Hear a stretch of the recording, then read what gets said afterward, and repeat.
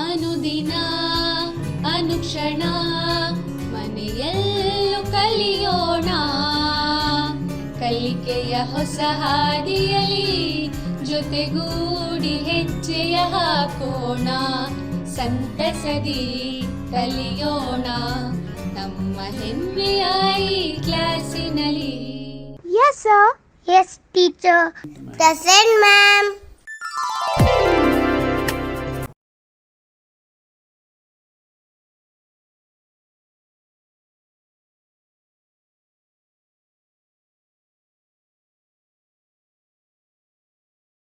ಮಕ್ಕಳ ಮನೆಯಲ್ಲೇ ಕುಳಿತು ಚಂದನವಾಹಿನಿಯ ಸಂವೇದ ಈ ತರಗತಿಯನ್ನು ಅಭ್ಯಾಸ ಮಾಡ್ತಾ ಇರತಕ್ಕಂಥ ತಮ್ಮೆಲ್ಲರಿಗೂ ಸ್ವಾಗತ. 9ನೇ ತರಗತಿಯ ಸಮಾಜ ವಿಜ್ಞಾನ. ಇಲ್ಲಿ ನೋಡಿ ಮಕ್ಕಳ, ಈ ಒಂದು ಚಿತ್ರವನ್ನು ನೋಡಿ. ಈ ಚಿತ್ರವನ್ನು ನೋಡಿ, ಏನು ಇದು ಆದಿಮಾನವ ಅಲೆಮಾರಿ ಜೀವನವನ್ನು ಮಾಡ್ತಾಯಿದ್ದ, ಬೇಟೆಯಾಡುವುದು ಅವನ ಮುಖ್ಯ ಕಸುಬಾಗಿತ್ತು ಅಂತಕ್ಕಂಥದ್ದು. ಹಾಗೆ ಈ ಚಿತ್ರವನ್ನು ನೋಡಿ, ಇದನ್ನು ಏನಂತ ಊಹೆ ಮಾಡ್ತೀರಾ ನೀವು? ಇದು ನಂತರದ ಜೀವನದಲ್ಲಿ ಅವನು ವ್ಯವಸಾಯವನ್ನು ಮಾಡೋದು ಕಂಡುಹಿಡ್ಕೊಳ್ತಾನೆ. ಒಂದೆಡೆ ನೆಲೆ ನಿಂತ ಮಾನವ ವ್ಯವಸಾಯ ಮುಖ್ಯ ಕಸುಬಾಗಿ ಮಾಡೋದನ್ನು ಅಭ್ಯಾಸ ಮಾಡ್ಕೊತಾನೆ. ಅದೇ ರೀತಿ ನೋಡಿ, ಈಗ ವ್ಯವಸಾಯವನ್ನೇ ತಂತ್ರಜ್ಞಾನವನ್ನು ಬಳಸ್ಕೊಂಡು ವ್ಯವಸಾಯವನ್ನು ಮಾಡ್ತಕ್ಕಂಥ ಒಂದು ಪದ್ಧತಿಯನ್ನು ಕಲ್ತ್ಕೊಳ್ತಾನೆ. ಬೇಸಾಯದಲ್ಲಿ ತಾಂತ್ರಿಕತೆಯ ಬೆಳವಣಿಗೆ, ವಾಣಿಜ್ಯ ಬೇಸಾಯಕ್ಕೆ ಆದ್ಯತೆಯನ್ನು ನೀಡ್ತಾನೆ. ಟ್ರ್ಯಾಕ್ಟರ್ಗಳು ಮತ್ತಿತರ ಯಂತ್ರೋಪಕರಣಗಳನ್ನು ಬಳಸ್ಕೊಂಡು ವ್ಯವಸಾಯ ಮಾಡೋದನ್ನು ಕಲಿತಾನೆ. ಹಾಗೆ ನೋಡಿ, ಇದು ಮತ್ತೊಂದು ವ್ಯವಸಾಯದ ಪದ್ಧತಿಯೇ ಆಗಿದೆ. ಇದೊಂದು ಏನು ವೈಜ್ಞಾನಿಕತೆಯನ್ನು ವ್ಯವಸಾಯದಲ್ಲಿ ಬೆಳೆಸ್ಕೊಳ್ತಾನೆ. ಇವೆಲ್ಲ ಚಿತ್ರಗಳು ನೀವು ನೋಡ್ತಾ ಇರಿ ಮಕ್ಕಳು. ಹಾಗೆ ನೋಡಿ, ಇದೊಂದು ಚಿತ್ರ ಇದೆ. ಇದು ನೋಡಿ, ಏನು ನಿಮಗೆ ಊಹೆ ಆಗುತ್ತೆ. ಈ ಚಿತ್ರಗಳನ್ನು ನೋಡೋದ್ರಿಂದ ನಿಮಗೇನು ಅನಿಸುತ್ತೆ ಅನ್ನೋದನ್ನು ನೀವು ಊಹೆ ಮಾಡ್ಕೊಳ್ಳಿ ಮಕ್ಕಳ. ನೋಡಿ, ಮೊದಲು ಎತ್ತಿನ ಗಾಡಿಯಲ್ಲಿ ಇದ್ದಂಥ ಮನುಷ್ಯ ಈಗ ರಾಕೆಟ್, ಏರೋಪ್ಲೇನ್ಗಳ ಮೂಲಕ ವ್ಯವಹರಿಸ್ತಕ್ಕಂಥದ್ದನ್ನು ಕಲ್ತಿದ್ದಾನೆ. ಅಂದರೆ ಏನು ಅಂತಂದರೆ ಇದರಲ್ಲಿ ಬದಲಾವಣೆಗಳನ್ನು ಹೊಂದಿರತಕ್ಕಂಥದ್ದನ್ನು ನಾವು ನೋಡ್ತೀವಿ. ಕಾಲಕ್ಕೆ ಅನೇಕ ಬದಲಾವಣೆಗಳನ್ನು ಹೊಂದಿರತಕ್ಕಂಥದ್ದನ್ನು ನಾವು ನೋಡ್ತಾ ಇದ್ದೀವಿ. ಹಾಗೆ ಇಲ್ಲಿ ನೋಡಿ ಮಕ್ಕಳ, ದೂರವಾಣಿ ಒಂದು ವ್ಯವಸ್ಥೆ ತಗೊಂಡ್ರೆ ಮೊದಲು ವಾಕಿ ಟಾಕಿಯಿಂದ ಹಿಡಿದು ಈಗಿನ ಆ್ಯಂಡ್ರಾಯ್ಡ್ ಮೊಬೈಲ್ವರೆಗೆ ಅನೇಕ ಬದಲಾವಣೆಗಳನ್ನು ನಾವು ಕಾಣ್ತಾ ಇದ್ದೀವಿ. ಇದರಿಂದ ನಿಮ್ಗೇನು ಅನಿಸುತ್ತೆ ಮಕ್ಕಳ? ಏನು ಅನಿಸುತ್ತೆ ಇದರಿಂದ? ಅಂದರೆ ಮಾನವ ಜೀವನ ಅಂತಕ್ಕಂಥದ್ದು ಅನೇಕ ಬದಲಾವಣೆಗಳಿಗೆ ಒಳಪಟ್ಟಿದೆ ಅಂತಕ್ಕಂಥದ್ದು. ಸಮಾಜಶಾಸ್ತ್ರದಲ್ಲಿರ್ತಕ್ಕಂಥ ಒಂದು ಅಧ್ಯಯನ ಮಾಡೋಣ. 9ನೇ ತರಗತಿಯ 3ನೇ ಅಧ್ಯಾಯ, ಸಾಮಾಜಿಕ ಬದಲಾವಣೆ. ಸಮಾಜಶಾಸ್ತ್ರದಲ್ಲಿ 2 ಅಧ್ಯಾಯಗಳನ್ನು ನೀವು ನೋಡಿದ್ದೀರಾ. ಕುಟುಂಬ ಮತ್ತು ಸಾಮಾಜಿಕರಣ ಅಂತಕ್ಕಂಥ 2 ಅಧ್ಯಾಯಗಳಲ್ಲಿ ಮಾನವ ಹೇಗೆ ತನ್ನ ಅಭಿವೃದ್ಧಿಯನ್ನು ಮಾಡ್ಕೊಳ್ತಾ ಬರ್ತಾನೆ, ಸಮಾಜದಲ್ಲಿ ತನ್ನ ವ್ಯಕ್ತಿತ್ವವನ್ನು ಹೇಗೆ ಬೆಳೆಸ್ಕೊಳ್ತಾನೆ, ಒಂದು ಮಗುವಾಗಿ ಹುಟ್ಟತಕ್ಕಂಥ ಮನುಷ್ಯ ಮುಂದೆ ಹೇಗೆ ತನ್ನ ಹಂತವಾಗಿ ಹೇಗೆ ತನ್ನ ಅಭಿವೃದ್ಧಿಯನ್ನು ಹೊಂದುತ್ತಾನೆ ಅನ್ನೋದನ್ನು ನೀವು ನೋಡಿದ್ದೀರ ಮಕ್ಕಳ. ಈ ಒಂದು ಇದರಲ್ಲಿ ಅದಕ್ಕೆ ಮುಂದುವರೆದಂಥ ಭಾಗವಾಗಿ ಅಧ್ಯಾಯ 3 ಸಾಮಾಜಿಕ ಬದಲಾವಣೆ. ನೋಡಿ ಮಕ್ಕಳ, ಎಲ್ಲರೂ ಬರವಣಿಗೆ ಮಾಡೋದಕ್ಕೆ ಪೆನ್ನು ಮತ್ತು ಪುಸ್ತಕವನ್ನು ತಗೊಳ್ಳಿ. ಇದರಲ್ಲಿ ಬರ್ತಕ್ಕಂಥ ಅನೇಕ ಅಂಶಗಳನ್ನು, ಪಾಯಿಂಟ್ಗಳನ್ನು ಬರೆದಿಟ್ಕೊಳ್ಳಿ. ಮುಂದೆ ನಿಮಗೆ ಪರೀಕ್ಷೆಗೆ ಅನುಕೂಲ ಆಗುತ್ತೆ ಅಂತಕ್ಕಂಥದ್ದು. ಈಗ ನೋಡಿ, ಈ ಅವಧಿಯಲ್ಲಿ ನಾವು ಕಲಿಬೇಕಾದಂಥ ಅಂಶಗಳು ಯಾವ್ಯಾವ್ದು ಬಂದಿದೆ. ಈ ಚಾಪ್ಟ್ರಲ್ಲಿ ಬರ್ತಕ್ಕಂಥ ಅಂಶಗಳು ಯಾವ್ಯಾವುದು ಅಂತಂದರೆ ಸಾಮಾಜಿಕ ಬದಲಾವಣೆಯ ಅರ್ಥ, ಮತ್ತೊಂದು ಸಂಘರ್ಷ, ಮತ್ತು ಹೊಂದಾಣಿಕೆ, ಸಹಕಾರ ಹಾಗೂ ಸಹಜೀವನ, ಈ ಅಂಶಗಳ ಬಗ್ಗೆ, ಮತ್ತು ಇನ್ನೊಂದು ಸ್ಪರ್ಧೆ. ಇವಿಷ್ಟು ಅಂಶಗಳನ್ನು ಈ ದಿನದ ತರಗತಿಯಲ್ಲಿ ನೀವು ಅಧ್ಯಯನ ಮಾಡ್ತೀರ ಮಕ್ಕಳ. ಇದು ಬರೆದಿಟ್ಕೊಳ್ಳಿ. ಹಾಗಾಗಿ ಒಂದೊಂದಾಗಿ ನಾವು ಈ ಅಧ್ಯಯನವನ್ನು ಮುಂದುವರಿಸೋಣ. ಈಗ ಮಕ್ಕಳ ನೋಡಿ, ಸಾಮಾಜಿಕ ಬದಲಾವಣೆಯ ಅರ್ಥ. ಸಾಮಾಜಿಕ ಬದಲಾವಣೆ ಅಂದರೆ ಏನು ಅಂತಕ್ಕಂಥದ್ದು ನೋಡಿ ಮಕ್ಕಳ.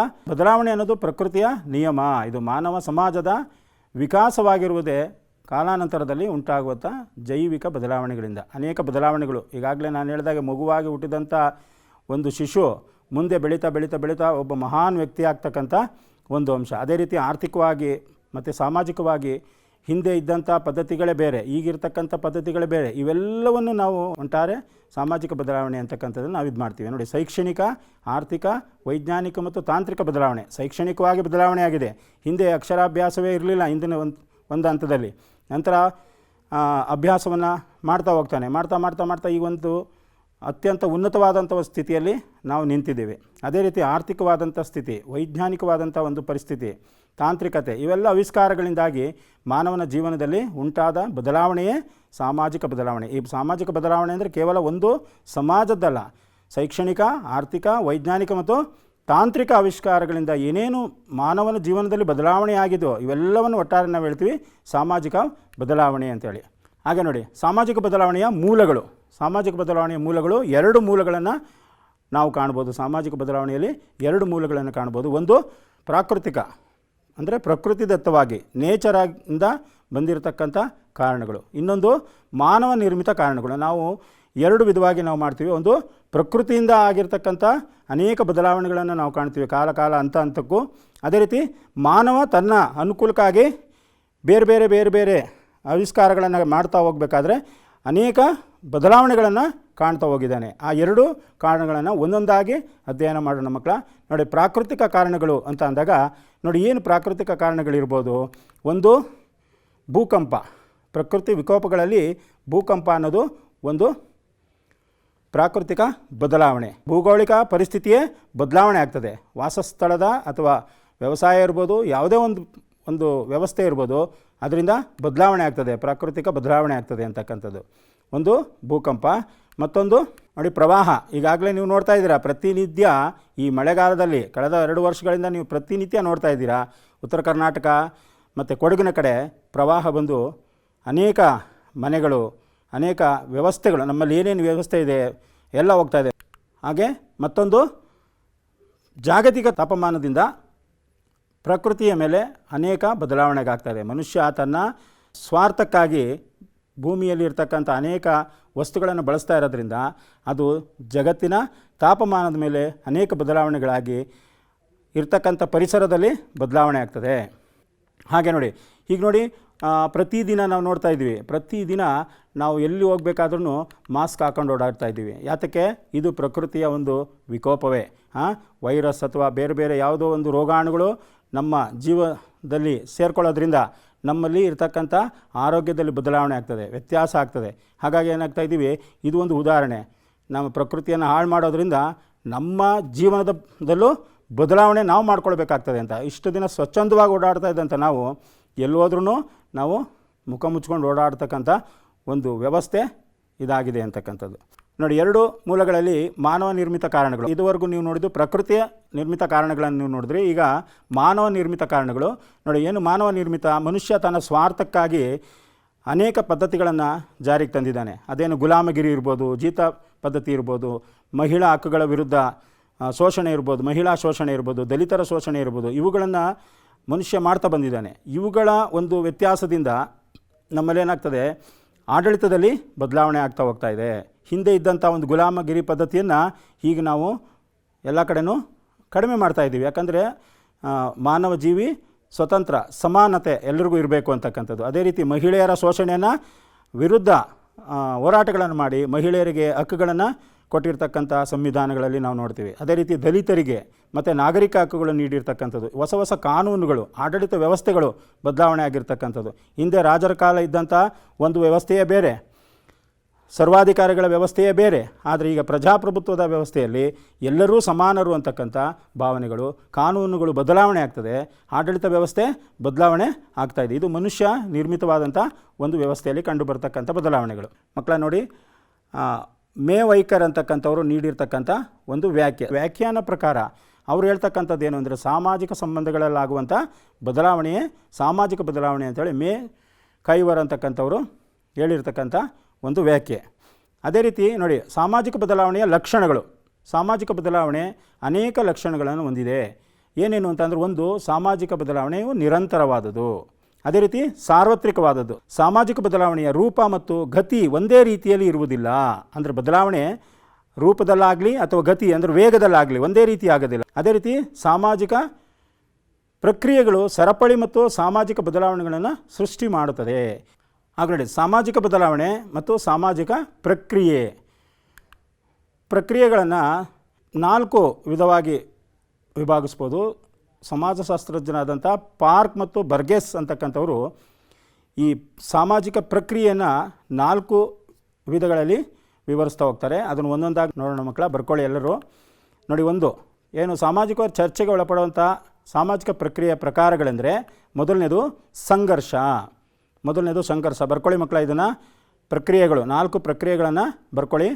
ಸಂಘರ್ಷ, ಮತ್ತು ಹೊಂದಾಣಿಕೆ, 3ನೇದು ಸಹಕಾರ, 4ನೇದು ಸಹಜೀವನ, ಮತ್ತು ನೋಡಿ 5ನೇದು. ಯಾಕೆ ಇದು 5ನೇದು? ಅವರು 4 ಅಂತ ಹೇಳಿದ್ದಾರೆ, ಮತ್ತು ಸ್ಪರ್ಧೆ ಅನ್ನೋದನ್ನು ಮುಂದೆ ಸೇರಿಸ್ತಾ ಹೋಗ್ತಾರೆ. ಹಾಗಾಗಿ ಒಟ್ಟು 5 ಅಂತ ಇಟ್ಕೋಬೇಕು. ಇದ್ರ ಪ್ರಕಾರ 4 ಆದ್ರೂ ಸ್ಪರ್ಧೆ ಅನ್ನೋದು ಸಹ ಸಾಮಾಜಿಕ ಪ್ರಕ್ರಿಯೆ ಅಂತಕ್ಕಂಥದ್ದು. ಹಾಗಾಗಿ 5 ಪ್ರಕ್ರಿಯೆಗಳನ್ನು ನಾವಿಲ್ಲಿ ನೆನ್ಪಿಟ್ಕೊಳ್ಬೇಕಾಗ್ತದೆ.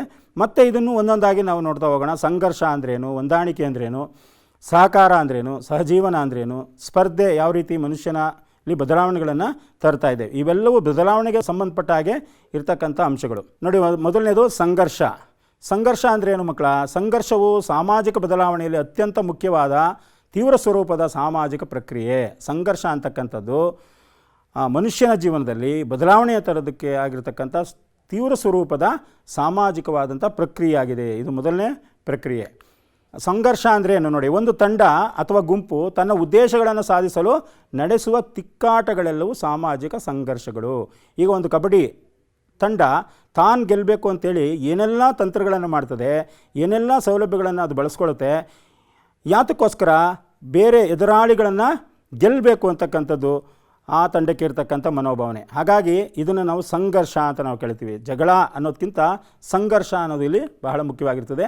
ಇಲ್ಲಿ ಉದ್ದೇಶ ಏನು ಅಂತಂದರೆ ತಾನು ಗೆಲ್ಲಬೇಕು ಅನ್ನೋದು ಆ ಒಂದು ತಂಡದ ಉದ್ದೇಶವಾಗಿರ್ತದೆ. ನೋಡಿ, ಸ್ಪರ್ಧೆಗೆ ಒಂದು ಉದಾಹರಣೆಗೆ ಇದು ಕೊಡ್ಬೋದು, ಸಂಘರ್ಷಕ್ಕೆ ಉದಾಹರಣೆ. ಯಾಕಂದರೆ ಬ್ರಿಟಿಷರು ಭಾರತವನ್ನು ಆಳ್ವಿಕೆ ಮಾಡ್ತಾ ಇದ್ದಂಥ ಸಂದರ್ಭದಲ್ಲಿ ಭಾರತದ ಅವನತಿಗೆ ಅವರು ಕಾರಣರಾಗ್ತಾರೆ. ಅದನ್ನು ವಿರೋಧಿಸಿ ಸ್ವತಂತ್ರವನ್ನು ಪಡೆಯೋದಕ್ಕೋಸ್ಕರ ಭಾರತದಲ್ಲಿ ಸ್ವತಂತ್ರ ಹೋರಾಟ ನಡೀತದೆ. ನೋಡಿ, ಅದಕ್ಕೋಸ್ಕರ ಮಹಾತ್ಮ ಗಾಂಧೀಜಿಯವರು ಇದರಲ್ಲಿ ನಾಯಕತ್ವವನ್ನು ವಹಿಸಿ ಸ್ವತಂತ್ರ ಹೋರಾಟದಲ್ಲಿ ಗೆಲುವನ್ನು ಸಾಧಿಸ್ತಾರೆ. ಇದು ಸಂಘರ್ಷಕ್ಕೆ ಒಂದು ಉದಾಹರಣೆ. ಇಂಥದ್ದು ಬೇರೆ ಬೇರೆ ದೇಶಗಳಲ್ಲಿ ಬೇರೆ ಬೇರೆ ಸಂದರ್ಭಗಳಲ್ಲಿ ಸಂಘರ್ಷಗಳು ನಡೆದಿರ್ತಕ್ಕಂಥದ್ದನ್ನು ಉದಾಹರಣೆಯಾಗಿ ನಾವು ತಗೊಳ್ಬೋದು. ಒಂದು ಆಟದ ಸಂದರ್ಭ ಇರ್ಬೋದು, ಒಂದು ರಾಜಕೀಯದ ಸಂದರ್ಭ ಇರ್ಬೋದು, ಯಾವುದೇ ಬೇರೆ ಬೇರೆ ಸಂದರ್ಭಗಳಲ್ಲಿ ಇಂಥ ಸಂಘರ್ಷಗಳನ್ನು ನಾವು ದಿನನಿತ್ಯ ಎದುರುಗಾಣೋದನ್ನು ನಾವು ಕಾಣ್ಬೋದಾಗಿದೆ. ಅದೇ ರೀತಿ ಮಹಿಳೆಯರ ಶೋಷಣೆಯ ವಿರುದ್ಧ ಹೋರಾಟ. ಸಂಘರ್ಷಗಳು ಯಾವ್ಯಾವ ರೀತಿ ಇತ್ತು ಅನ್ನೋದಕ್ಕೆ ಮಹಿಳೆಯರ ಶೋಷಣೆಯ ವಿರುದ್ಧದ ಹೋರಾಟಗಳು, ಮತ್ತು ಮಕ್ಕಳ ಹಕ್ಕು ಮತ್ತು ದಲಿತ ಹಕ್ಕುಗಳಿಗಾಗಿ ಇಡೀ ಸಮಾಜದಲ್ಲಿ ಹೋರಾಟ. ಅಂದರೆ ಯಾವುದೋ ಒಂದು ಮಗುವಿನ ಹಕ್ಕಿಗಾಗಿ ಸಮಾಜವೇ ಹೋರಾಟವನ್ನು ಮಾಡ್ತಂಥದ್ದು, ದಲಿತರ ಹಕ್ಕುಗಳಿಗಾಗಿ ಇಡೀ ಸಮಾಜವೇ ಹೋರಾಟವನ್ನು ಮಾಡಿರ್ತಕ್ಕಂಥದ್ದು, ಮಹಿಳೆಯರ ಹಕ್ಕಿಗಳಿಗಾಗಿ ಸಮಾಜವೇ ಇಡೀ ಸಮಾಜ ಹೋರಾಟವನ್ನು ಮಾಡ್ತಕ್ಕಂಥದ್ದು ಇದೆಯಲ್ಲ, ಇದನ್ನು ಸಂಘರ್ಷಗಳಿಗೆ ಉದಾಹರಣೆ ನಾವು ಕೊಡ್ಬೋದು. ನೋಡಿ, ಇದು ಹಕ್ಕುಗಳನ್ನು ಪ್ರತಿಪಾದಿಸುವ ಸಂಘರ್ಷ. ಇವು ಹೋರಾಟಗಳು ಸಂಘರ್ಷಗಳಿಗೆ ಉದಾಹರಣೆಯಾಗಿದೆ. ನೋಡಿ, ಅದೇ ರೀತಿ ಹ್ಯೂಮನ್ ರೈಟ್, ಮಕ್ಕಳ ಹಕ್ಕು ಮತ್ತು ಮಾನವೀಯ ಹಕ್ಕು, ಇದು ಹ್ಯೂಮನ್ ರೈಟ್ಗೋಸ್ಕರ ನಡೆದಿರ್ತಕ್ಕಂಥ ಹೋರಾಟಗಳು. ನೋಡಿ, ನಾವೆಲ್ಲರೂ ಒಂದೇ ಅಂತಕ್ಕಂಥದ್ದು. ನೋಡಿದು ಹ್ಯೂಮನ್ ರೈಟ್ಸ್ ಡೇ ಅಂತ ಹೇಳಿ ಡಿಸೆಂಬರ್ 10, 1948 ವಿಶ್ವಸಂಸ್ಥೆ ಹ್ಯೂಮನ್ ರೈಟ್ಸ್ನ ಜಾರಿಗೆ ತರುತ್ತೆ. ಅದಕ್ಕೆ ಡಿಸೆಂಬರ್ 10ನ ಪ್ರತಿ ವರ್ಷ ನಾವು ಹ್ಯೂಮನ್ ರೈಟ್ಸ್ ಡೇ ಅಂತೇಳಿ ನಾವು ಆಚರಣೆ ಮಾಡ್ತೇವೆ. ನೋಡಿ, ಎರಡನೇದು ಹೊಂದಾಣಿಕೆ. ಅಂದರೆ ಏನೇ ಸಂಘರ್ಷಗಳು ನಮ್ಮ ಜೀವನದಲ್ಲಿದ್ದರೂ, ಏನೇ ಸಮಸ್ಯೆಗಳು ನಮ್ಮ ಜೀವನದಲ್ಲಿದ್ದರೂ ನಾವು ಒಂದಾಗಿ ಬಾಳಬೇಕಾಗ್ತದೆ. ಯಾಕಂದರೆ ಈ ಜಗತ್ತಿನಲ್ಲಿ ನಾವು ಬದುಕಿರುವವರೆಗೂ ಒಬ್ರಿಗೊಬ್ಬರು ಹೊಂದಾಣಿಕೆಯಿಂದ ಇರಬೇಕಾಗ್ತದೆ. ಅದು ಎರಡನೇ ಒಂದು ಪ್ರಕ್ರಿಯೆ, ಮನುಷ್ಯನಲ್ಲಿರ್ತಕ್ಕಂಥ ಪ್ರಕ್ರಿಯೆ. ನೋಡಿ, ಆಯಾ ಸಮಾಜದಲ್ಲಿರುವ ವ್ಯಕ್ತಿಗಳು ಮತ್ತು ಗುಂಪುಗಳು ತಮ್ಮಲ್ಲಿರುವ ವಿಚಾರಗಳ ಆಧಾರದಲ್ಲಿ ಕೆಲವು ನಿಲುವುಗಳಿಗೆ ಬಂದಿರುತ್ತಾರೆ, ಒಂದು ನಿಲುವನ್ನು ಇಟ್ಕೊಂಡಿರ್ತಾರೆ, ನಿಯಮಗಳನ್ನು ಇಟ್ಕೊಂಡಿರ್ತಾರೆ. ಆ ನಿಲುವುಗಳು ಅನೇಕ ಬಗೆಯ ತಿಕ್ಕಾಟಗಳನ್ನು ಉಂಟು ಮಾಡ್ತದೆ. ನೆಮ್ಮದಿಯಿಂದ ಬಾಳಬೇಕು ಅಂತಂದರೆ ಒಂದಾಗಿ ಬಾಳಬೇಕಾಗ್ತದೆ, ಅದಕ್ಕೆ ಹೊಂದಾಣಿಕೆ. ನೋಡಿ, ಇರುವೆಗಳು ಒಂದು ಉದಾಹರಣೆ, ನಾನು ಇರುವೆ ಚಿತ್ರನ ಕೊಟ್ಟಿದ್ದೀನಿ. ಎಷ್ಟು ಹೊಂದಾಣಿಕೆಯಿಂದ ಇರ್ತವೆ ಅಂತಂದರೆ ಎಲ್ಲೇ ಹೋದ್ರೂ ಒಂದಕ್ಕೊಂದು ಜೊತೇಲಿ ಹೋಗ್ತವೆ, ಜೊತೇಲಿ ಬರ್ತವೆ. ಒಂಟಿಯಾದ್ರೂ ಹುಡುಕಾಡ್ಕೊಂಡು ಹೋಗಿ ತನ್ನ ಗೂಡನ್ನು ಸೇರಿಕೊಳ್ತದೆ. ಹೊಂದಾಣಿಕೆಗೆ ಉದಾಹರಣೆಯಾಗಿ ಇರುವೆಗಳನ್ನು ನಾವು ತಗೊಳ್ಬೋದು ಅಂತಕ್ಕಂಥದ್ದು. ನೋಡಿ, ಫ್ರೆಂಡ್ಶಿಪ್ ಅಲ್ವಾ, ಹೊಂದಾಣಿಕೆ. ಒಬ್ರಿಗೊಬ್ರು ಹೊಂದಾಣಿಕೆ ಇದ್ದರೆ ಜೀವನ ಸುಖಕರ. ಅವರೇ ಒಬ್ರಿಗೊಬ್ರು ವಿರೋಧಿಗಳಾದರೆ ಒಬ್ರಿಗೊಬ್ಬರು ನರಕ ಕಾಣ್ತಕ್ಕಂಥ ಜೀವನ ಆಗ್ತದೆ. ನೋಡಿ, ಫ್ರೆಂಡ್ಶಿಪ್ ಇದು ನೋಡಿ ಹೊಂದಾಣಿಕೆ ಇರಬೇಕು ಅನ್ನೋದಕ್ಕೆ ಒಂದು ಉದಾಹರಣೆ. ನೋಡಿ, ಮೂರನೇದು ಸಹಕಾರ. ಇದುವರೆಗೂ ನೀವು ಸಂಘರ್ಷ ನೋಡಿದ್ರಿ, ಹೊಂದಾಣಿಕೆ ನೋಡಿದ್ರಿ, ಇದು ಸಹಕಾರ. ಹೊಂದಾಣಿಕೆಗೂ ಸಹಕಾರಿಗೂ ವ್ಯತ್ಯಾಸ ಇದೆ. ಸಹಕಾರ ಒಬ್ರಿಗೊಬ್ಬರು ಕೋಆಪ್ರೇಷನ್ ಅಂತ ನಾವು ಹೇಳ್ತೀವಲ್ಲ, ಮಾಡ್ತಕ್ಕಂಥದ್ದು. ಸಮಾಜದಲ್ಲಿ ಬಹುತೇಕ ಸಾಮಾಜಿಕ ಸಂಬಂಧಗಳು ಕೊಡುವೆ ಅಂದರೆ ಕೊಡೋದು ತಗೊಳ್ಳೋದು ಅಂತ, ಕೊಡುವಿಕೆಯಲ್ಲಿ ನಡೀತದೆ. ಹಾಗಾಗಿ ಅದನ್ನ ಸಹಕಾರ ಮನೋಭಾವ ಅಂತ ಕರಿತೀವಿ. ನೋಡಿ, ಇದರಲ್ಲಿ 2 ವಿಧ ಇದೆ. ಸಹಕಾರದಲ್ಲಿ 2 ವಿಧ. ಮಕ್ಕಳ ಬರ್ಕೊಳ್ಳಿಯಲ್ಲಿ ಸಹಕಾರದಲ್ಲಿ 2 ವಿಧದ ಸಹಕಾರವನ್ನು ನಾವು ನೋಡ್ತೀವಿ. ಒಂದು ಪ್ರತ್ಯಕ್ಷ ಸಹಕಾರ ಅಂತೇಳಿ, ಮತ್ತೊಂದು ಪರೋಕ್ಷ ಸಹಕಾರ. ಸಹಕಾರದಲ್ಲಿ 2 ವಿಧ. ಒಂದು ಪ್ರತ್ಯಕ್ಷವಾಗಿ ನಾವು ಸಹಕಾರವನ್ನು ನೀಡ್ತಕ್ಕಂಥದ್ದು, ಮತ್ತೊಂದು ಪರೋಕ್ಷರವಾಗಿ ನಮ್ಗೆ ಗೊತ್ತಿಲ್ಲದೇ ನಾವು ಬೇರೆಯವ್ರಿಗೆ ಸಹಕಾರವನ್ನು ಮಾಡ್ತಾ ಇರ್ತೀವಿ. ಈ ಥರ 2 ವಿಧದ ಸಹಕಾರಗಳಿರ್ತದೆ. ಬರ್ಕೊಳ್ಳಿ ಮಕ್ಕಳ. ನೋಡಿ, ಪ್ರತ್ಯೇಕ ಸಹಕಾರಕ್ಕೆ ಒಂದು ಉದಾಹರಣೆ ಏನಂತಂದರೆ, ಶಿಕ್ಷಕನಾದಂಥವನು ಒಂದು ಮಗು ಶಾಲೆಯಲ್ಲಿ ಕಲಿಯಬೇಕಾದ್ರೆ ಆ ಮಗು ಕಲಿಯುತ್ತಿರುವಾಗ ಬೋಧಿಸುವ ಶಿಕ್ಷಕರು ಆ ಮಗುವಿನ ಕಲಿಕೆಗೆ ಪ್ರತ್ಯೇಕವಾಗಿ ಸಹಕರಿಸ್ತಾರೆ. ಅಂದರೆ ಈ ಹೇಳ್ಕೊಡೋದಿರ್ಬೋದು, ಬುದ್ಧಿ ಹೇಳ್ಕೊಡೋದು, ಪ್ರತಿಯೊಂದೂ ಶಿಕ್ಷಕನಾದವನು ಮಗುವಿಗೆ ನೇರವಾಗಿ ಸಹಕಾರವನ್ನು ಮಾಡ್ತಾನೆ. ಅದಕ್ಕೆ ಉದಾಹರಣೆ ಶಿಕ್ಷಕ ಅಂತಕ್ಕಂಥ ಇಟ್ಕೊಳ್ಳಿ. ಪ್ರತ್ಯಕ್ಷ ಸಹಕಾರಕ್ಕೆ ಉದಾಹರಣೆ ಶಿಕ್ಷಕರು ಅನ್ನೋದನ್ನು ಉದಾಹರಣೆಗೆ ಇಟ್ಕೊಳ್ಳಿ. ಶಿಕ್ಷಕನಾದಂಥವನು ಮಗುವಿನ ಕಲಿಕೆಯಲ್ಲಿ ನೇರವಾಗಿ ಸಹಕಾರವನ್ನು ಮಾಡ್ತಾನೆ ಅಂತಕ್ಕಂಥದ್ದು. ನೋಡಿ ಮಕ್ಕಳಲ್ಲಿ, ಮಗುವಿನ ಕಲಿಕೆಗೆ ಶಿಕ್ಷಕ ನೇರವಾಗಿ ಸಹಕಾರವನ್ನು ಮಾಡ್ತಾ ಇರೋದಕ್ಕೆ ಉದಾಹರಣೆ. ನೋಡಿ, ವಿದ್ಯಾರ್ಥಿಗಳಿಗೆ ಚುನಾವಣಾ ಪ್ರಕ್ರಿಯೆ ಪ್ರಾತ್ಯಕ್ಷಿಕೆ ಪತ್ರಿಕೆಯಲ್ಲಿ ಬಂದಿರತಕ್ಕಂಥ ಸುದ್ದಿ ಇದು. ಅಂದರೆ ಒಬ್ಬ ಶಿಕ್ಷಕನಾದಂಥವರು ಮಗುವಿಗೆ ಚುನಾವಣಾ ಪ್ರಕ್ರಿಯೆಯನ್ನು ಶಾಲೆಯಲ್ಲಿ ನೇರವಾಗಿ ಹೇಳ್ಕೊಡ್ತಕ್ಕಂಥ ಒಂದು ಸಂದರ್ಭ. ಹಾಗಾಗಿ ಶಿಕ್ಷಕನ ಕರ್ತವ್ಯಗಳು ಮಗುವಿಗೆ ಪ್ರತ್ಯಕ್ಷ ಸಹಕಾರಕ್ಕೆ ಉದಾಹರಣೆಯಾಗಿದೆ ಅಂತಕ್ಕಂಥದ್ದು. ನೋಡಿ, ಪರೋಕ್ಷ ಸಹಕಾರ ಅಂತಂದರೆ ಶಾಲಾ ಆವರಣದಲ್ಲಿ ಆಡಳಿತ ನೋಡ್ಕೊಳ್ಳೋರು. ನೋಡ್ಕೊಳ್ಳಿ ಯಾರ್ಯಾರ್ದಿದೆ ಬರ್ಕೊಳ್ಳಿಯಲ್ಲಿ. ನೋಡಿ, ಒಂದು ಶಾಲಾ ಆವರಣದಲ್ಲಿ ಆಡಳಿತ ನೋಡ್ಕೊಳ್ತಕ್ಕಂಥವ್ರು ಅಂದರೆ ಮ್ಯಾನೇಜ್ಮೆಂಟ್ ಮಾಡ್ತಕ್ಕಂಥವ್ರು ಒಬ್ಬರು, ಮತ್ತು ಮುಖ್ಯ ಶಿಕ್ಷಕರು, ಮತ್ತು ಬಿಸಿ ಊಟ ಮಾಡುವ ಮಹಿಳೆಯರು, ಶಾಲೆಯನ್ನು ಸ್ವಚ್ಛತೆಗೊಳಿಸುವ ಸಿಬ್ಬಂದಿಗಳು, ಮಕ್ಕಳಿಗೆ ಕುಡಿಯಲು ನೀರು ತರುವಂಥ ತಾಯಂದಿರು ಮಕ್ಕಳ ಕಲಿಕೆಯಲ್ಲಿ ಪರೋಕ್ಷವಾಗಿ ಸಹಕರಿಸ್ತಾರೆ. ನೋಡಿ, ಇವರು ನೇರವಾಗಿ ಸಹಕರಿಸಲ್ಲ. ಯಾರೋ ಬಿಸಿ ಊಟ ಬಡಿಸ್ತಕ್ಕಂಥವ್ರು ಮಗುವಿಗೆ ನೇರವಾಗಿ ಸಹಕಾರ ಇಲ್ಲದೆ ಇರ್ಬೋದು. ಮತ್ತು ಶಾಲೆಯಲ್ಲಿ ಸ್ವಚ್ಛಗೊಳಿಸ್ಬೋದು, ಕಸ ಗುಡಿಸ್ತಕ್ಕಂಥವ್ರು ಅವರು ನೇರವಾಗಿ ಸಹಕಾರ ಇಲ್ಲದೆ ಇರ್ಬೋದು. ಅಥವಾ ಮುಖ್ಯ ಶಿಕ್ಷಕರು ನೇರವಾಗಿ ಅವರು ಪಾಠ ಮಾಡಿ ಸಹಕಾರ ಇಲ್ಲದೆ ಇರ್ಬೋದು. ಅದು ಇವರು ಪರೋಕ್ಷ ಸಹಕಾರ ಅಂದರೆ ಒಂದು ವ್ಯವಸ್ಥೆಯನ್ನು ಸ್ವಚ್ಛಗೊಳಿಸಿದಾಗ ಮಕ್ಕಳಿಗೆ ಆರೋಗ್ಯ ಇರುತ್ತೆ. ಕುಡಿಯೋ ನೀರನ್ನ ತಂದು ಕೊಡೋದ್ರಿಂದ ಅವ್ರಿಗೆ ಸಹಕಾರ ಆಗ್ತದೆ. ಬಿಸಿ ಊಟ ಅವ್ರಿಗೆ ಸಹಕಾರ ಆಗ್ತದೆ. ಈ ಥರ ಪರೋಕ್ಷ ಸಹಕಾರ ಅಂಥೇಳಿ ನಾವು ಕರಿತೇವೆ. ನೋಡಿ, ಆ ಮುಖ್ಯ ಶಿಕ್ಷಕರಾದಂಥವರು ಮಕ್ಕಳಿಗೆ ಕಲಿಕೆಯಲ್ಲಿ ಪರೋಕ್ಷವಾಗಿ ಭಾಗವಹಿಸ್ತಾರೆ. ಅವರು ನೇರವಾಗಿ ಭಾಗವಹಿಸ್ತಿದ್ರು, ಪರೋಕ್ಷವಾಗಿ ಅವರ ಕಲಿಕೆಯಲ್ಲಿ ತಮ್ಮ ಪಾಲನ್ನು ಇಟ್ಟಿರ್ತಾರೆ ಅನ್ನೋದಕ್ಕೆ ಒಂದು ಉದಾಹರಣೆ. 4ನೇದು ಮಕ್ಕಳ ಸಹಜೀವನ.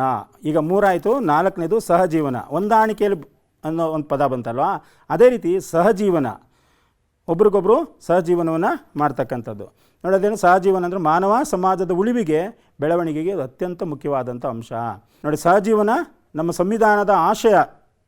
ಯಾಕಂದರೆ ನಮ್ಮ ಸಂವಿಧಾನದಲ್ಲಿ ಸರ್ವಧರ್ಮ ಸಮಾನತೆಯನ್ನು ಕೊಟ್ಟಿದೆ. ಎಲ್ಲ ಧರ್ಮಕ್ಕೂ ಸಮಾನತೆ ಇದೆ. ಅದಕ್ಕೆ ಸರ್ವಧರ್ಮ ಸಮಾಜವಾದಿ ನಮ್ಮ ಸಂವಿಧಾನ ಸಮಾಜವಾದಿ ಸಂವಿಧಾನ ಅಂತ ಹೇಳ್ತೀವಿ. ಯಾವುದೇ ಒಂದು ಜಾತಿಗೂ ಇಲ್ಲಿ ಅಧಿಕವಾದಂಥ ಹಕ್ಕನ್ನು ನೀಡಿಲ್ಲ, ಎಲ್ಲರೂ ಸಮಾನರು. ಅದೇ ರೀತಿ ಪ್ರಜಾಸತ್ತಾತ್ಮಕ ಆಶಯಗಳನ್ನು ಹೊಂದಿದೆ. ನಮ್ಮ ಸಂವಿಧಾನದಲ್ಲೇ ಈ ಸಹಜೀವನ ಅಂತಕ್ಕಂಥ ಒಂದು ಅಂಶವನ್ನು ನೀಡಿರ್ತಕ್ಕಂಥದ್ದನ್ನು ನಾವು ನೋಡ್ಬೋದು.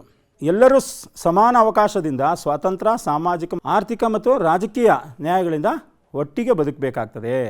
ನೋಡಿ, ಎಲ್ಲರೂ ಒಟ್ಟಿಗೆ ಒಂದುಗೂಡಿ ಊಟವನ್ನು ಮಾಡ್ತಕ್ಕಂಥದ್ದು, ಒಂದುಗೂಡಿ ಡಿಸ್ಕಸ್ ಮಾಡ್ತಕ್ಕಂಥದ್ದು, ಈ ಒಂದು ಉದಾಹರಣೆಗಳನ್ನು ನೀವು ಸಹಜೀವನದಲ್ಲಿ ನೀವು ತಗೊಳ್ಬೋದು. ಇಲ್ಲಿ ಯಾವುದೇ ಧರ್ಮ ಅಥವಾ ಯಾವುದೇ ವ್ಯಕ್ತಿತ್ವದ ಉದಾಹರಣೆಗಳಿಲ್ಲ. ಪ್ರತಿಯೊಬ್ಬರೂ ಒಂದೇ ಅಂತಕ್ಕಂಥ ಒಂದು ಭಾವನೆ ಅಲ್ವಾ. ಶಾಲೆಯಲ್ಲಿ ನಡೀತಕ್ಕಂಥ ಯಾವುದೋ ಒಂದು ಸಂದರ್ಭ, ಆ ಸಂದರ್ಭದಲ್ಲಿ ಪ್ರತಿಯೊಬ್ಬ ಶಿಕ್ಷಕರು ಒಟ್ಟಿಗೆ ಕೂಡಿ ಕೆಲಸ ಮಾಡ್ತಾರೆ, ಒಟ್ಟಿಗೆ ಕೂಡಿ ಊಟ ಮಾಡ್ತಾರೆ, ಒಟ್ಟಿಗೆ ಕೂಡಿ ಮಕ್ಕಳ ಅಭಿವೃದ್ಧಿಗೆ ಸಹಕರಿಸ್ತಾರೆ. ಇದು ಸಹಜೀವನಕ್ಕೆ ಉದಾಹರಣೆ. ಇಂಥ ಉದಾಹರಣೆಗಳು ನಿಮ್ಮ ಸಮಾಜದ ನಿಮ್ಮ ಹಿಂದೆ ಮುಂದೆ ಬೇಕಾದಷ್ಟು ನಡೆದಿರ್ತದೆ ಮಕ್ಕಳ. ಇದಕ್ಕೆ ಉದಾಹರಣೆಗಳಾಗಿ ನೀವು ಇದನ್ನು ಇಟ್ಕೋಬೋದು. ನೋಡಿ, ಸಂವಿಧಾನದ ಕಲಂ 14 ಕಾನೂನಿನ ಮುಂದೆ ಎಲ್ಲರೂ ಸಮಾನರು. ಈಗಾಗಲೇ ಹೇಳಿದೆ ಸಮಾನತೆಯ ಹಕ್ಕು ನಮಗಿದೆ ಅಂತೇಳಿ. ಕಾನೂನಿನ ಮುಂದೆ ಎಲ್ಲರೂ ಸಮಾನರು. ಸಂವಿಧಾನದ 14ನೇ ಕಲಮಲ್ಲಿ ಹೇಳಿದೆ ಎಲ್ಲರೂ ಸಮಾನರು ಅಂತೇಳಿ. ನೋಡಿ, ಜಾತಿ, ಧರ್ಮ, ಜನಾಂಗ, ಲಿಂಗ, ಪ್ರದೇಶ. ನೋಡಿ, ಅಂದರೆ ಯಾವುದೇ ಜಾತಿ ಇರ್ಬೋದು, ಯಾವುದೇ ಧರ್ಮ ಇರ್ಬೋದು. ಅಂದರೆ ಹಿಂದೂ, ಮುಸ್ಲಿಂ, ಕ್ರೈಸ್ತ, ಯಾವುದೇ ಪಾರಸಿಕ, ಯಾವುದೇ ಜಾತಿ ಧರ್ಮ ಇರ್ಬೋದು. ಅಥವಾ ಜನಾಂಗ, ಯಾವ್ಯಾವ ಜನಾಂಗನ ಇರ್ಬೋದು. ಅಥವಾ ಈ ರೀತಿ ಲಿಂಗ, ಹೆಣ್ಣು ಗಂಡು ಲಿಂಗ ಭೇದ ಇರ್ಬೋದು. ಅಥವಾ ಪ್ರದೇಶ, ಬೇರೆ ಬೇರೆ ಜಾಗದಲ್ಲಿರ್ತಕ್ಕಂಥ ಜನರಿರ್ಬೋದು. ಎಲ್ರಿಗೂ ಒಂದೇ ಸಮಾನತೆ. ಯಾಕೆಂದರೆ ನಾವೆಲ್ಲ ಭಾರತೀಯರು ಅಂತಕ್ಕಂಥ ಒಂದು ಭಾವನೆ. ನೋಡಿ, ಸಾಮಾಜಿಕ ಆರ್ಥಿಕ ಅಸಮಾನತೆಗಳಿಂದ ಯಾರನ್ನು ಕಾಣಬಾರ್ದು. ಸಾಮಾಜಿಕವಾಗಿ ಆರ್ಥಿಕ ಅಸಮಾನತೆಗಳಿಂದ ಯಾರನ್ನೂ ಕಾಣಬಾರ್ದು, ಅಂದರೆ ಎಲ್ಲರೂ ಒಂದೇ ಸಮಾನವಾಗಿ ಕಾಣಬೇಕು ಅಂತಕ್ಕಂಥದ್ದು. ನೋಡಿ, ವಿವಿಧತೆಯಲ್ಲಿ ಏಕತೆ ಸಾಧಿಸೋದಕ್ಕೆ ಸಹಬಾಳ್ವೆ ಅನ್ನೋದು ಬೇಕು. ನೋಡಿ ಇಲ್ಲಿ ಮಕ್ಕಳ, ಅದಕ್ಕೆ ಉದಾಹರಣೆ ವಿವಿಧತೆಯಲ್ಲಿ ಏಕತೆ. ಎಲ್ಲ ಧರ್ಮದ ಮಕ್ಕಳಿದ್ದಾರೆ, ಇಲ್ಲಿ ಎಲ್ಲ ಜಾತಿಯ ಮಕ್ಕಳಿದ್ದಾರೆ. ಆದರೆ ಶಾಲಾ ಆವರಣದಲ್ಲಿ ತಾವೆಲ್ಲರೂ ಒಂದೇ ಎಂಬ ರೀತಿಯಲ್ಲಿ ಪ್ರಾರ್ಥನೆಗಳನ್ನು ಮಾಡ್ತಕ್ಕಂಥ ಒಂದು ಸಂದರ್ಭ. ಪ್ರತಿನಿತ್ಯ ಶಾಲೆಗೆ ಬಂದಂಥ ಮಕ್ಕಳು ತಾವೆಲ್ಲರೂ ಒಂದೇ ಅನ್ನೋ ರೀತಿಯಲ್ಲಿ ಶಾಲೆಯಲ್ಲಿ ಪ್ರಾರ್ಥನೆಗಳಲ್ಲಿ ಭಾಗವಹಿಸ್ತಾರೆ, ಕಲಿಕೆಯಲ್ಲಿ ಭಾಗವಹಿಸ್ತಾರೆ, ಶಾಲೆಯ ಪ್ರತಿಯೊಂದು ಚಟುವಟಿಕೆಗಳಲ್ಲೂ ಭಾಗವಹಿಸ್ತಾರೆ. ಅದೇ ರೀತಿ ನಿಮ್ಮ ಜೀವನದಲ್ಲೂ ನೀವು ಪ್ರತಿಯೊಂದು ಸಂದರ್ಭದಲ್ಲೂ ಈ ವಿವಿಧತೆಯಲ್ಲಿ ಏಕತೆ ಅನ್ನೋದನ್ನು ನೀವು ಬಳಸ್ಕೊಳ್ಬೇಕಾಗ್ತದೆ. ಎಲ್ಲಿಯೂ ಯಾವುದೇ ಧರ್ಮ ಅಥವಾ ಜಾತಿ ಭೇದ ಭಾವವನ್ನು ಮಾಡೋದು ಕಾನೂನಿಗೆ ಅಪರಾಧವಾಗ್ತಿರ್ತದೆ. ನೋಡಿ, 5ನೇದು ಸ್ಪರ್ಧೆ. ಈಗ 4 ಆಯಿತು, 5ನೇದು ಸ್ಪರ್ಧೆ. ಆ ಸ್ಪರ್ಧೆ ಮೂಲಕನೇ ಮನುಷ್ಯನ ಜೀವನದಲ್ಲಿ ಅನೇಕ ಬದಲಾವಣೆಗಳು ಆಗ್ತಾ ಹೋಗ್ತದೆ. ಸ್ಪರ್ಧೆ ಅಂದಾಗ ನೀವು ಆಟೋಟಗಳು ತೊಗೊಳ್ಬೋದು, ಅಥವಾ ಗಾಯನಗಳು ತೊಗೊಳ್ಬೋದು, ಯಾವುದೇ ಒಂದು ವಿಚಾರದಲ್ಲಾಗಲಿ ಅಥವಾ ಆರ್ಥಿಕವಾಗಿ ಆಗಲಿ ಸ್ಪರ್ಧೆ ಅನ್ನೋದು ಇರೋದ್ರಿಂದಲೇ ಮನುಷ್ಯ ಅಭಿವೃದ್ಧಿಯನ್ನು ಹೊಂದೋದಕ್ಕೆ ಸಾಧ್ಯ. ಸ್ಪರ್ಧೆ ಇಲ್ಲದೇ ಇದ್ದರೆ ಮನುಷ್ಯನ ಅಭಿವೃದ್ಧಿ ಅಸಾಧ್ಯವಾಗ್ತದೆ. ಹಾಗಾಗಿ ಸ್ಪರ್ಧೆ ಅಂತಕ್ಕಂಥದ್ದು ಮಾನವ ಜೀವಿಯ ವಿಕಾಸದ ಹಾದಿಯಲ್ಲೇ ಪ್ರಾರಂಭವಾಗ್ತದೆ. ಪ್ರಾರಂಭದಿಂದಲೇ ಇದು ಶುರುವಾಗಿದೆ ಸ್ಪರ್ಧೆ ಅಂತಕ್ಕಂಥದ್ದು. ಅವನು ಅಲೆಮಾರಿ ಜೀವನವನ್ನು ಮಾಡ್ತಾ ಇದ್ದಂಥ ಸಂದರ್ಭದಿಂದಲೇ ಅದು ಪ್ರಾರಂಭ ಆಗ್ತದೆ ಸ್ಪರ್ಧೆ ಅಂತಕ್ಕಂಥದ್ದು. ನೋಡಿ, ಡಾರ್ವಿನ್ನನ ವಿಕಾಸವಾದದ ಪ್ರಕಾರ, ಡಾರ್ವಿನ್ ಅಂತಕ್ಕಂಥ ವಿಜ್ಞಾನಿ ವಿಕಾಸವಾದದ ತತ್ವಗಳನ್ನು ಕೊಡ್ತಾನೆ. ಅವನ ಪ್ರಕಾರ ಜೀವ ವಿಕಾಸವು ಸಂಘರ್ಷ ಮತ್ತು ಸ್ಪರ್ಧೆಯ ನೆಲೆಯಲ್ಲಿ ನಡೆಯುತ್ತಿರುತ್ತದೆ.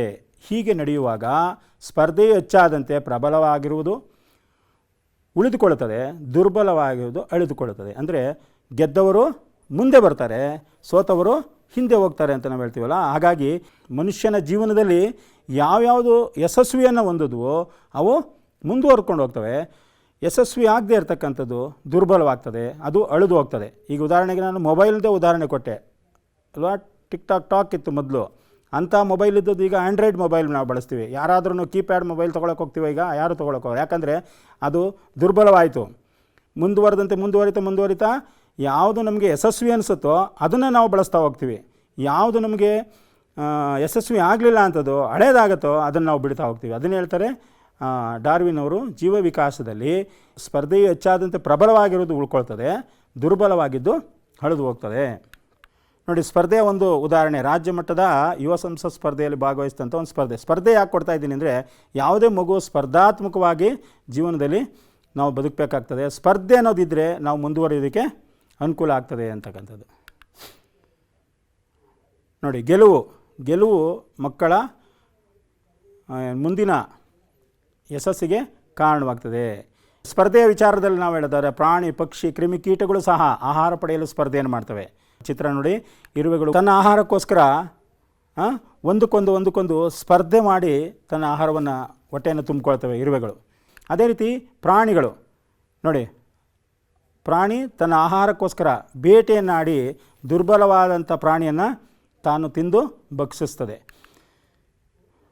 ನೋಡಿ, ಇಲ್ಲಿ ಹುಲಿಯೊಂದು ಶಕ್ತಿಶಾಲಿಯಾದಂಥ ಕಾಡು ಕೋಣವನ್ನು ಹಿಡಿದು ತಿಂತಾ ಇರ್ತಕ್ಕಂಥದ್ದು. ಅಂದರೆ ಈ ಸ್ಪರ್ಧೆಯಲ್ಲಿ ಹುಲಿ ಜಯಿಸುತ್ತೆ, ಕಾಡು ಕೋಣ ಸೋಲುತ್ತೆ. ಆಹಾರವಾಗಿ ಹುಲಿಗೆ ಪ್ರಾಣವನ್ನು ಬಿಡಬೇಕಾಗ್ತದೆ ಕೋಣ. ನೋಡಿ, ಇದೆಲ್ಲ ಸ್ಪರ್ಧೆ ಮೂಲಕವೇ ಜೀವನ ಅಂತಕ್ಕಂಥದ್ದು. ನೋಡಿ, ಪಕ್ಷಿಗಳು ಸಹ ತಮ್ಮ ಆಹಾರಕ್ಕೋಸ್ಕರ ಮತ್ತೊಂದು ಪ್ರಾಣಿಯನ್ನು ಅಥವಾ ಮತ್ತೊಂದು ಜೀವಿಯನ್ನು ಹಿಡಿದು ತಿಂತಕ್ಕಂಥ ಒಂದಿದು. ಇವೆಲ್ಲ ಸ್ಪರ್ಧೆಗಳಿಗೆ ಉದಾಹರಣೆ. ನೋಡಿ, ಹಾವು ನೋಡಿ ಕಪ್ಪೆಯನ್ನು ಹಿಡಿದು ತಿಂತಾ ಇದೆ, ಗರುಡ ಹಲ್ಲಿಯನ್ನು ತಿಂತಾ ಇದೆ. ಅದೇ ರೀತಿ ನರಿ ಇನ್ನೊಂದು ಬೆಕ್ಕು ಪ್ರಾಣಿಯನ್ನು ಹಿಡ್ಕೊಂಡು ತಿಂತಾ ಇರ್ತಕ್ಕಂಥದ್ದು. ಈ ಥರ ಇವೆಲ್ಲ ಸ್ಪರ್ಧೆ ಇರೋದ್ರಿಂದಲೇ ಈ ಒಂದು ಜೀವನ ನಡೀತಾ ಹೋಗ್ತದೆ, ಬದಲಾವಣೆಗಳು ಆಗ್ತಾ ಹೋಗ್ತಾ ಇದೆ ಅಂತಕ್ಕಂಥದ್ದು. ನೋಡಿ, ಇಂಥ ಸ್ಪರ್ಧೆಗಳು ಮಾನವನ ಸಮಾಜದಲ್ಲಿಯೂ ಇದೆ ಅಂತೇಳಿ. ಇದೆಲ್ಲ ಪ್ರಾಣಿಗಳ ಉದಾಹರಣೆ ನಾನು ಕೊಟ್ಟಿದ್ದೀನಿ. ಇಂಥ ಸ್ಪರ್ಧೆಗಳು ಮಾನವ ಸಮಾಜದಲ್ಲಿಯೂ ಇದೆ. ಪ್ರತಿನಿತ್ಯ ನಾವು ಸ್ಪರ್ಧೆಗಳನ್ನು ನೋಡ್ತೀವಿ. ಎಲ್ಲ ವಿಚಾರದಲ್ಲೂ ಸ್ಪರ್ಧೆಗಳೇ. ಓದುವ ವಿಚಾರದಲ್ಲಾಗಿರ್ಬೋದು, ಕೆಲಸದ ವಿಚಾರದಲ್ಲಾಗಿರ್ಬೋದು, ಪ್ರತಿಯೊಂದು ವಿಚಾರದಲ್ಲೂ ತಾನು ಮುಂದು ಅಂತಕ್ಕಂಥ ಸ್ಪರ್ಧೆಗಳು. ಯಾರು ಅದರಲ್ಲಿ ಯಶಸ್ವಿಯನ್ನು ಸಾಧಿಸ್ತಾರೋ ಅವರು ಮುಂದುವರಿತಾರೆ. ಯಾರು ಗೆಲುವನ್ನು ಸಾಧಿಸೋದಿಲ್ವೋ ಮತ್ತೆ ಪ್ರಯತ್ನ ಮಾಡಬೇಕಾಗ್ತದೆ. ಪ್ರಯತ್ನ ಮಾಡಿ ಯಶಸ್ವಿಯನ್ನು ಗಳಿಸಬೇಕಾಗ್ತದೆ. ಹಾಗಾಗಿ ಸ್ಪರ್ಧೆ ಅಂತಕ್ಕಂಥದ್ದು ಮಾನವ ಜೀವನದಲ್ಲಿ ಅತಿ ಮುಖ್ಯವಾಗಿರ್ತಕ್ಕಂಥದ್ದು. ನೋಡಿ, ಸಹಜ ಸ್ಪರ್ಧೆಗೆ ಯಾವುದೇ ಗುಂಪುಗಾರಿಕೆಯ ಪಕ್ಷಪಾತ ಇರುವುದಿಲ್ಲ. ಇಲ್ಲಿ ಸ್ಪರ್ಧೆ ಅಂತಕ್ಕಂಥದ್ದು ನಾವು ಹೇಳ್ತೀವಿ ಮಾನವೀಯವಾಗಿ ನಡಿಬೇಕು ಅಂತೇಳಿ. ಅದೇ ಸ್ವಾರ್ಥಕ್ಕಾಗಿ ನಡೆದಾಗ ಅದೇನಾಗ್ತದೆ, ಇನ್ನೊಬ್ಬರ ಜೀವನದ ಮೇಲೆ ಅದು ದುಷ್ಪರಿಣಾಮವನ್ನು ಬೀರುತ್ತೆ. ಇತ್ತೀಚಿನ ದಿನಗಳಲ್ಲಿ ಇಂತಹ ಸಂದರ್ಭಗಳು ಹೆಚ್ಚಾಗ್ತಾ ಇದೆ. ಅಂದರೆ ತಾನು ಗೆಲ್ಲೋದಕ್ಕೋಸ್ಕರ ಬೇರೆಯವ್ರನ್ನ ತುಳಿತಕ್ಕಂಥ ಒಂದು ಸಂದರ್ಭಗಳು, ಅಮಾನವೀಯವಾಗಿ ನಡ್ಕೊಳ್ತಕ್ಕಂಥ ಒಂದು ಸಂದರ್ಭಗಳು ಹೆಚ್ಚಾಗಿದೆ. ಇದು ಒಳ್ಳೆಯದಲ್ಲ ಅಂತಕ್ಕಂಥದ್ದು. ನೋಡಿ, ಆಹಾರ ಪಡೆಯೋದಕ್ಕೆ ಮನುಷ್ಯರ ಪ್ರಯತ್ನಗಳು. ಹಿಂದೆ ನೋಡಿ, ಮನುಷ್ಯ ಬೇಟೆ ಆಡ್ತಾ ಇದ್ದ, ಬೇಟೆಯಾಡಿ ತನ್ನ ಆಹಾರವನ್ನು ಪಡ್ಕೊಳ್ತಾ ಇದ್ದ. ಅವನಿಗೆ ಯಾವುದೇ ರೀತಿಯ ಒಂದು ಆಧುನಿಕ ವ್ಯವಸ್ಥೆಗಳು ಇರಲಿಲ್ಲ ಅಂತಕ್ಕಂಥದ್ದು. ಅನಂತರದ ಜೀವನದಲ್ಲಿ ನೋಡಿ, ಅವನು ವ್ಯವಸಾಯವನ್ನು ಮಾಡಿ ಬೆಳೆಗಳ ಮೂಲಕ ಆಹಾರವನ್ನು ಪಡೆಯೋದನ್ನು ಕಲ್ತ್ಕೊಳ್ತಾನೆ. ಹಾಗೆ ಬೇಟೆ ಆಡೋದು ನೋಡಿ, ಹಿಂದೆ ಬೇಟೆ ಆಡ್ತಾ ಇದ್ದ ಪದ್ಧತಿನೇ ಬೇರೆ, ಹೀಗೆ ಬೇಟೆ ಆಡೋಕ್ಕಂಥ ಪದ್ಧತಿನೇ ಬೇರೆ. ಅನೇಕ ಬದಲಾವಣೆಗಳನ್ನು ಹೊಂದ್ಕೊಂಡಿದ್ದಾನೆ. ಅದೇ ರೀತಿ ನೋಡಿ, ಹಿಂದೆ ವ್ಯವಸಾಯ ಮಾಡ್ತಾ ಇದ್ದಂಥ ಪದ್ಧತಿನೇ ಬೇರೆ, ಹೀಗೆ ವ್ಯವಸಾಯ ಮಾಡ್ತಾ ಇದ್ದ ಪದ್ಧತಿನೇ ಬೇರೆ.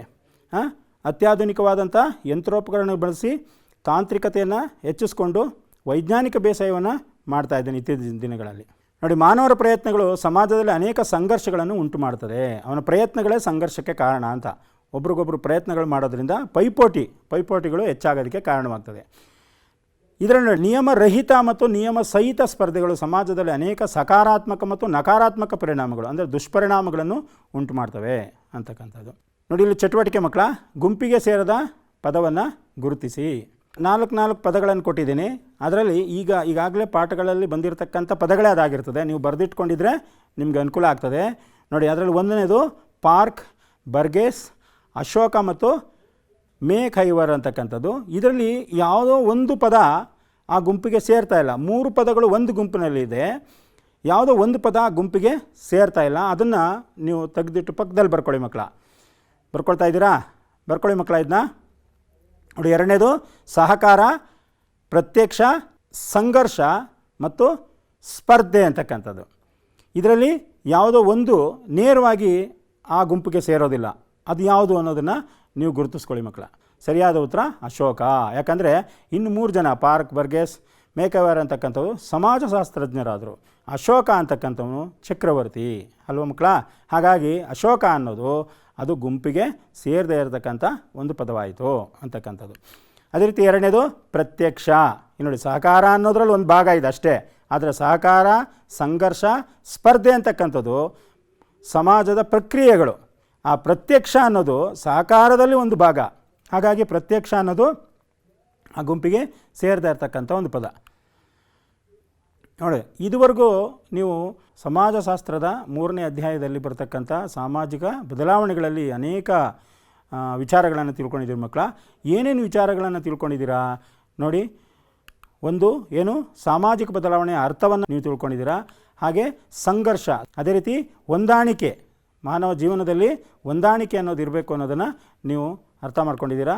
ಅದೇ ರೀತಿ ಸಹಕಾರ ಮನೋಭಾವನೆಯಿಂದ ಜೀವನ ನಡಿಬೇಕು ಅನ್ನೋದನ್ನು ಅರ್ಥ ಮಾಡ್ಕೊಂಡಿದ್ದೀರಾ. ಅದೇ ರೀತಿ ಸಹಜೀವನ ಮತ್ತು ಸ್ಪರ್ಧೆ, ಇವುಗಳ ಬಗ್ಗೆ ನೀವು ಈ ದಿನದ ಪಾಠದಲ್ಲಿ ಅಧ್ಯಯನ ಮಾಡಿದ್ದೀರ ಮಕ್ಕಳ.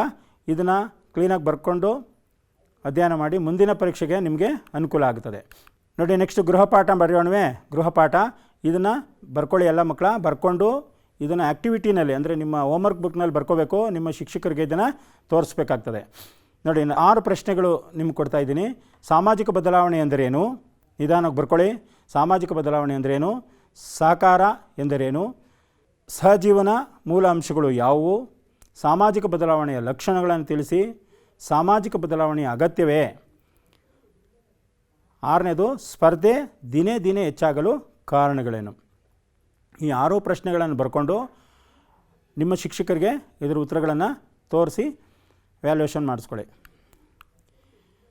ಒಂದು ಚಟುವಟಿಕೆ ಮಕ್ಕಳ, ಈ ಚಟುವಟಿಕೆ ಬರ್ಕೊಳ್ಳಿ. ಸಾಮಾಜಿಕ ಬದಲಾವಣೆ ಕುರಿತು ಹೆಚ್ಚಿನ ಮಾಹಿತಿಯನ್ನು ಸಂಗ್ರಹಿಸಿ. ಈಗ ಹಲವಾರು ಮಾಹಿತಿಗಳನ್ನು ನಾವು ಕೊಟ್ಟಿದ್ದೀವಿ ಈ ಪಾಠದಲ್ಲಿ. ಈ ಪಾಠದಲ್ಲಿ ಕೊಟ್ಟಿಲ್ಲದೆ ಇರತಕ್ಕಂಥ ಇನ್ನೂ ಹೆಚ್ಚಿನ ಮಾಹಿತಿಗಳನ್ನು ನೀವು ಸಂಗ್ರಹ ಮಾಡಿ. ಇದು ಒಂದು ಚಟುವಟಿಕೆ ನಿಮಗೆ. ವಂದನೆಗಳು ಮಕ್ಕಳ. ಇದುವರೆಗೂ ನೀವು ನನ್ನ ತರಗತಿಯನ್ನು ಆಲಿಸಿದ್ದೀರಾ. ಇದರ ಉಪಯೋಗವನ್ನು ಪಡ್ಕೊಳ್ಳಿ. ನನ್ನ ಹೆಸರು ಬಸವಣ್ಣ ಎಸ್ ಅಂತ, ಸಹಶಿಕ್ಷಕರು, ಸರ್ಕಾರಿ ಪ್ರೌಢಶಾಲೆ, ಕೆಂಗೇರಿ ಉಪನಗರ, ಬೆಂಗಳೂರು ದಕ್ಷಿಣ ಜಿಲ್ಲೆ, ವಲಯ 1.